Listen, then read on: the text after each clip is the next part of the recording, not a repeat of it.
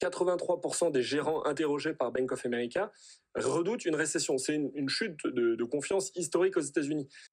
L'alerte de Bank of America se réalise. Félix, vous avez noté que la banque américaine est assez pessimiste sur l'évolution des bourses européennes, tout particulièrement l'Eurostoxx 600 qui pourrait perdre jusqu'à au moins 10% sur les 3 prochains mois. Qu'est-ce que c'est que cette affaire ?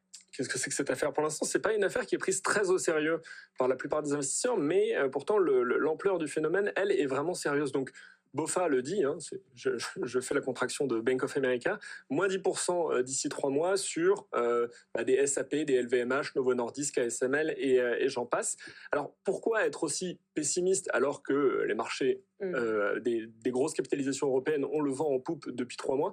Eh bien parce que, tout simplement, ces grosses multinationales européennes réalisent pour la plupart plus de la moitié de leur chiffre d'affaires en dehors de l'Europe, aux États-Unis, en Chine ou dans la zone Asie-Pacifique. Et malheureusement, l'économie, on commence par les États-Unis, la croissance est clairement en train de ralentir. Entre le protectionnisme assumé de Trump, une gestion un peu chaotique des annonces, 83% des gérants interrogés par Bank of America redoutent une récession. C'est une chute de confiance historique aux États-Unis.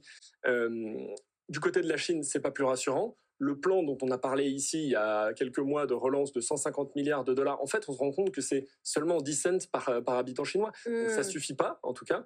Les exportations, et comme si ça suffisait pas, les exportations vers l'Europe sont en train de ralentir.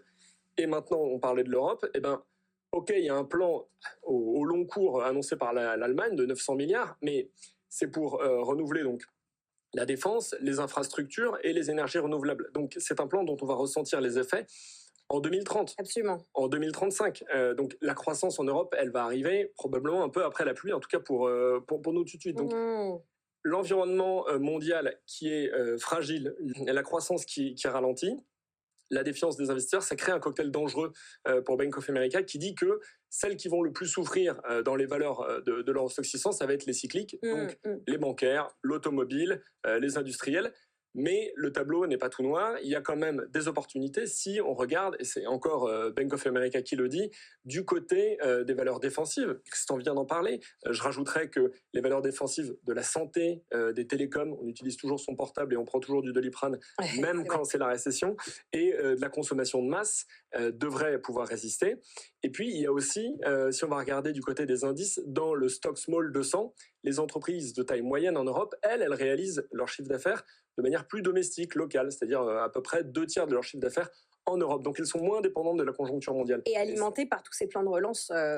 Et alimentées par les plans de relance. Un dernier mot quand même qui est souligné par Bank of America dans cette alerte pour la compléter, c'est que les investisseurs étrangers regardent l'Europe, deviennent beaucoup plus sélectifs qu'au début de l'année, ils regardent surtout l'Allemagne, ils évitent les grosses capitalisations et pour l'instant ils regardent et ils restent assis sur leur matelas de cash. Donc l'optimisme existe mais il est fragile.